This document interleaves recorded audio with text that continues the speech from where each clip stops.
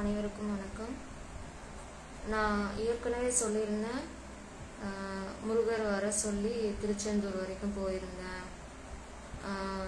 அங்கே மீனாட்சி அம்மன் கோயில்கிட்ட போகும்போது அவங்கள தரிசிக்கிறதுக்கு முன்னாடியே எனக்கு துணையாக ஒரு தாய் தகப்பனை அனுப்பியிருந்தாங்க அப்படின்ற மாதிரி சொல்லியிருந்தேன் இல்லையா. அவங்க திருச்செந்தூர் போயிட்டு நான் ரிட்டர்ன் வரும்பொழுது என்னை தாண்டி அவங்களோட ஊருக்கு போகிறாங்க அப்படின்ற மாதிரி சொல்லியிருந்தேன்.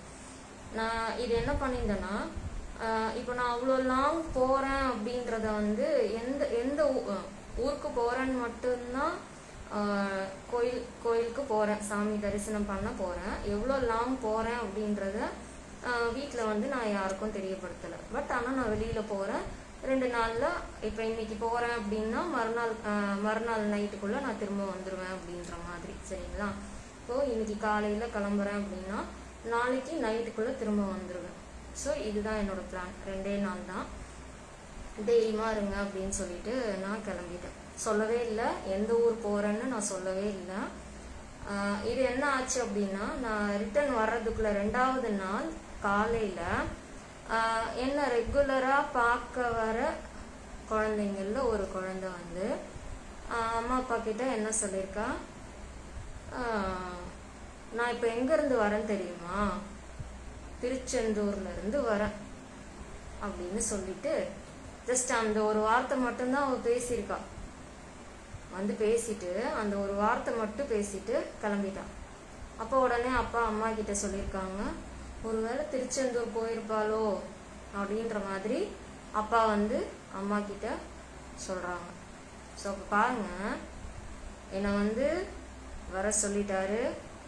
வீட்லேயும் சொல்ல விடலை, நீமான் தைரியமாக கிளம்பி வா, நான் பார்த்துக்கிறேன், துணை நிற்கிறேன்னு சொல்லிட்டாரு. எனக்கும் தைரியம் கொடுத்துட்டாரு. அப்பா அம்மாவோட பதட்டத்துக்கு தகவல் தெரிவிக்கிறாரு பாருங்க. நான் எங்கே இருக்கேன், உங்கள் பொண்ணு இங்கே தான் இருக்கா, இங்கேருந்து வந்துக்கிட்டு இருக்கா அப்படின்ற தகவலை அவங்களுக்கு அழகாக தெரிவிச்சிட்டாரு. ஸோ இப்போ நான் வர்றதுக்கு முன்னாடியே அந்த குழந்தை அந்த தகவல் குழந்தை மூலியமாக முருகர் அந்த தகவலை சொல்லிட்டாரு. நான் என்ன யோசிச்சுட்டு போகிறேன் அப்படின்னா, குழந்தைங்க ரெகுலராக வருவாங்களே, நம்ம முன்னாடியே சொல்லிட்டு இல்லை போவோம், இந்த மாதிரி வெளியில் போகிறேன், வந்தீங்கன்னா இருக்க மாட்டேன், ஏமாந்துடக்கூடாது, நான் எல்லாமே அந்த மாதிரி சொல்லிட்டு போவேன். சம்டைம்ஸ் அவங்கள பார்க்கறதுக்கு ஒரு சான்ஸ் கிடச்சிதுன்னா நான் சொல்லிட்டு போவேன். ஸோ அந்த தடவை எனக்கு அந்த சான்ஸ் கிடைக்கல. நான் குழந்தைங்க கிட்ட சொல்லக்கூட இல்லை எங்கே போகிறேன் அப்படின்றது. அந்த குழந்தைங்களுக்கும் தெரியாது, எந்த குழந்தைங்களுக்குமே அன்றைக்கி அது தெரியாது. ஸோ அதில் அந்த ஒரு குழந்தை அந்த தகவலை சொல்லிட்டு போயிருக்கா பாருங்க. முருகர் நம்மளை எந்த அளவுக்கு